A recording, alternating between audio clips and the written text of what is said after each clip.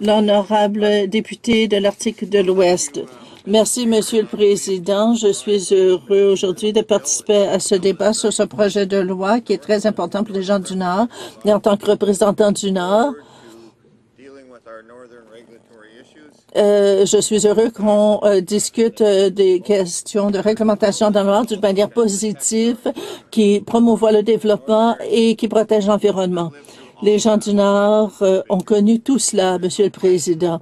Il ne fait aucun doute que dans les territoires du Nord-Ouest, nous connaissons le secteur minier. Comme je disais tout à l'heure au ministre, c'est une industrie cyclique. On construit des mines, ça demande un fort investissement. Et ensuite, il y a les opérations, l'entretien de ces installations. Et cela crée des hauts et des bas dans le PIB de nos très petits territoires. Notre territoire a une population de 45 000 personnes. Lorsqu'on y ajoute un important investissement, le PIB augmente.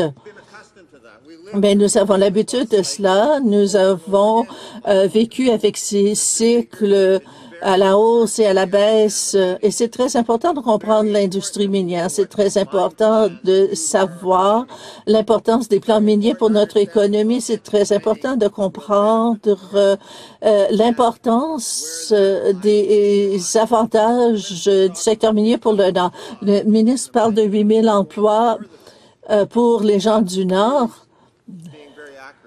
Ce n'est pas tout à fait juste. C'est très difficile de combler tous les postes miniers qu'il y a déjà dans le Nord avec des gens du Nord. Ils représentent à peu près 50% de la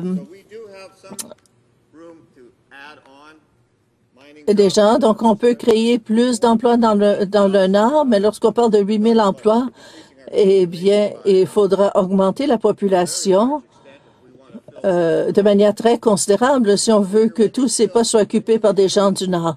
Et lorsqu'on augmente la population des territoires du Nord-Ouest, on exerce énormément de pression sur le gouvernement parce que le coût de la vie, le coût des installations dans le Nord sont tellement élevés.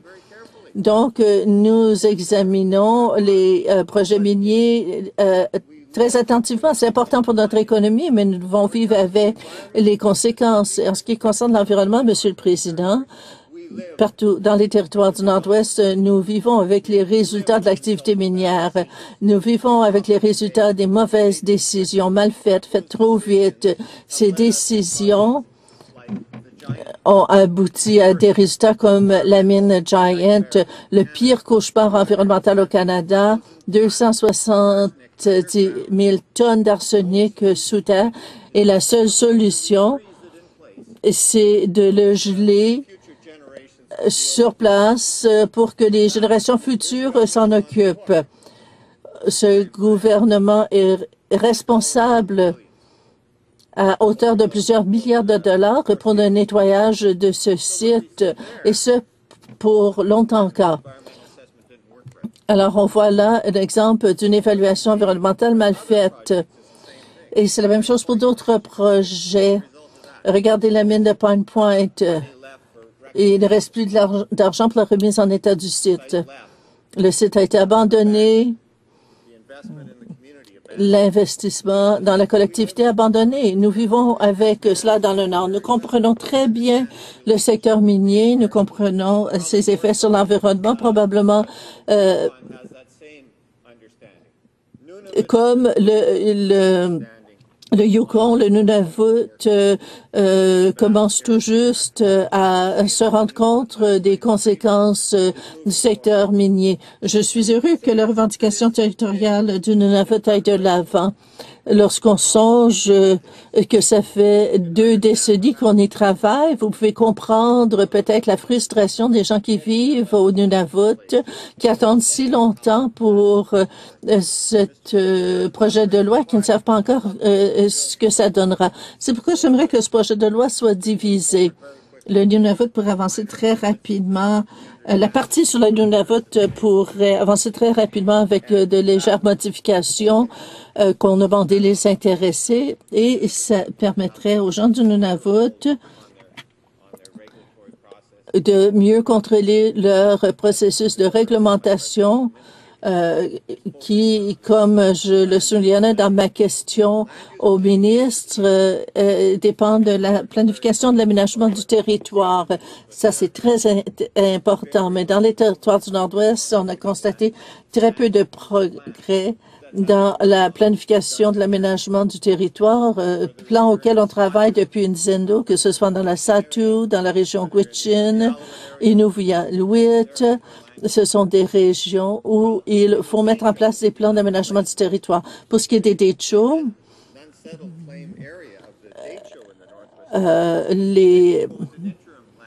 ils ont proposé un plan intérimaire pour les régions qui ne sont pas encore visées par une entente territoriale.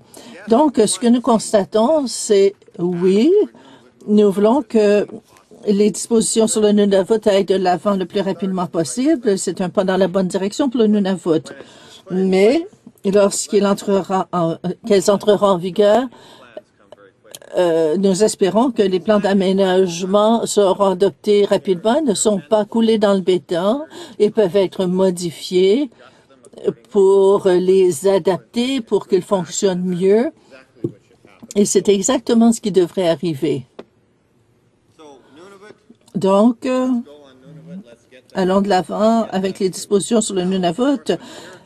Mais pour ce qui est du Nunavut et de la loi sur l'Office des droits de surface, plutôt de la loi sur l'Office des droits de surface du territoire du Nord-Ouest, il y a des régions sur lesquelles il n'y a pas d'entente encore. Nous n'avons pas encore négocié la création de cet office entre les propriétaires traditionnels des terres, entre les Premières Nations des DECHO et les autres. Et ça représente une vaste partie du territoire. Donc, cette loi mettra en place un projet de loi pour lequel il n'y a pas eu le même processus de négociation. Les deux parties ne sont pas encore entendues. Le projet de loi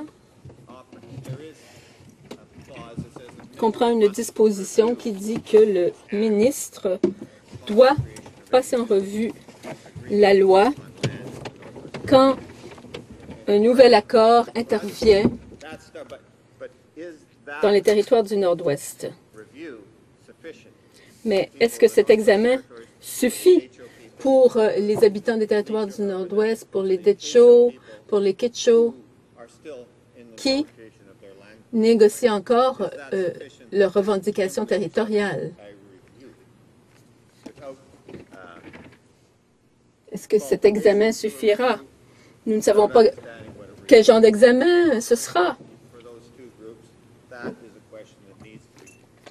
Il faut obtenir réponse à cette question. Il faut donc que le comité fouille cette question. C'est très important pour les territoires du Nord-Ouest. Pendant la séance d'information, on nous a dit que les municipalités n'ont pas fait partie du processus. Les représentants du ministère semblaient croire que les municipalités n'avaient aucun rôle à jouer dans ce dossier. C'est faux. Il y a des mines qui se trouvent sur des territoires municipaux. Il y a des droits de surface qui sont détenus par les municipalités. Les municipalités sont propriétaires fonciers. Alors, il faudra, encore une fois, en comité, déterminer quel est le rôle des municipalités, ce que les municipalités pensent de ce projet de loi. Il y a aussi, bien sûr, des propriétaires fonciers privés, bien qu'il n'y en ait pas beaucoup dans les territoires du Nord-Ouest, qui auront un intérêt relativement à ce projet de loi. Il faut donc un examen détaillé en comité.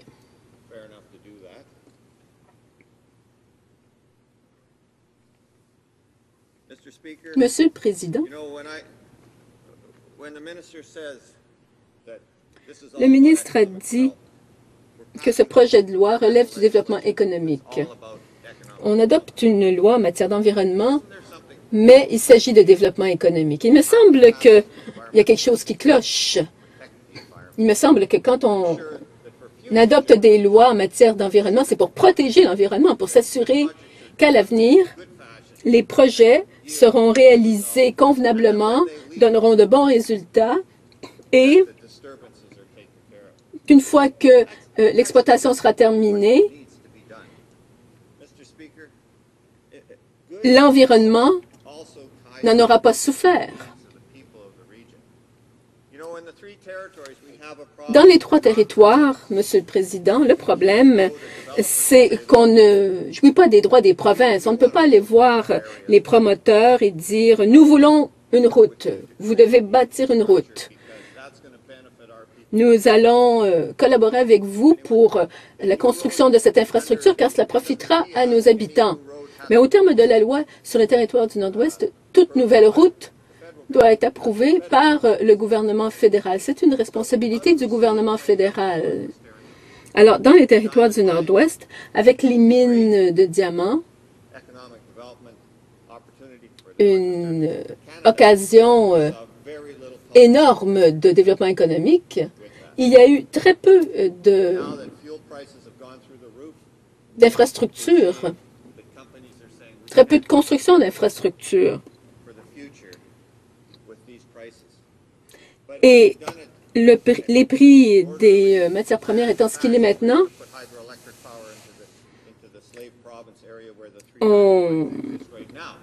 le prix de l'électricité étant ce qu'il est, les minières hésitent à exploiter encore certaines mines de diamants, mais comme il n'y a pas eu de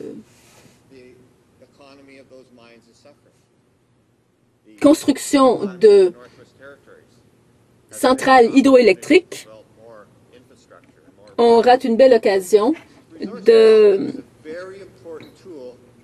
développement économique. Donc, les ressources naturelles contribuent au développement des ressources humaines.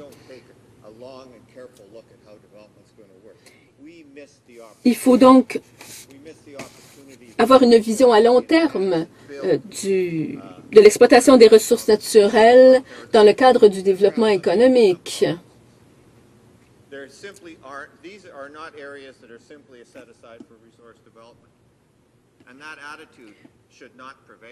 Dans ces dossiers, ou plutôt, on fait fi de ces dossiers quand on parle de développement économique. On devrait pourtant faire en sorte que l'exploitation des ressources naturelles dans le Nord serve au bien-être des habitants du Nord.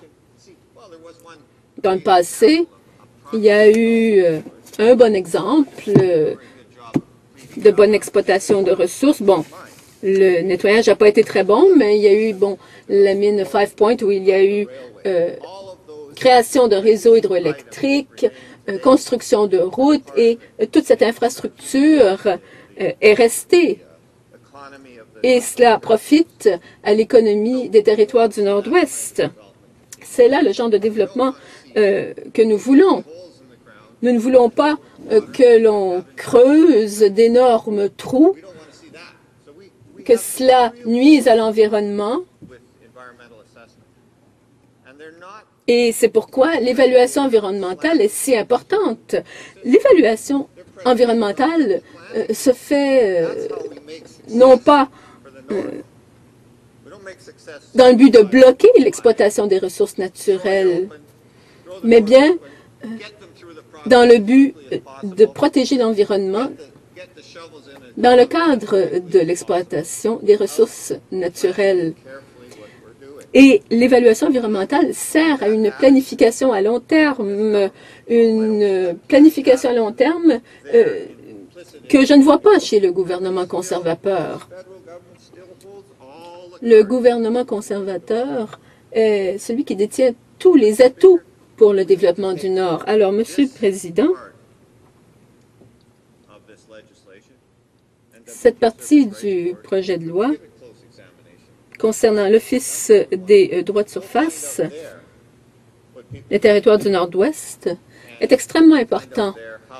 Il faut déterminer si ces mesures législatives seront dans l'intérêt des habitants du Nord.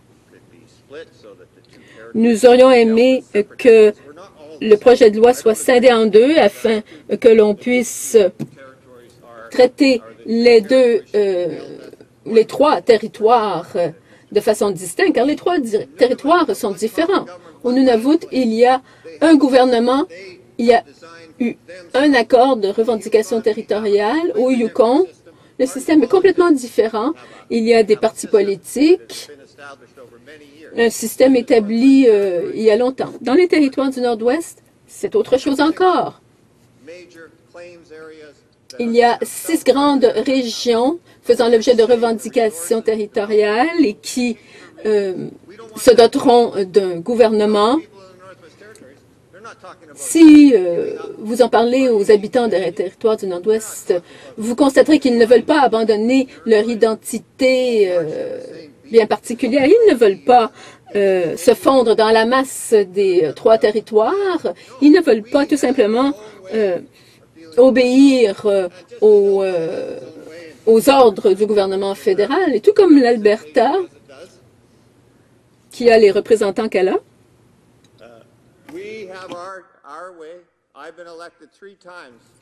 nous avons notre façon de faire. Moi, j'ai été élu 3 fois par les habitants des territoires du Nord-Ouest en faisant valoir la protection de l'environnement. Je n'ai pas parlé que d'exploitation des ressources naturelles. J'ai été élu parce que mes électeurs savaient que je défendrais les valeurs des territoires du Nord-Ouest.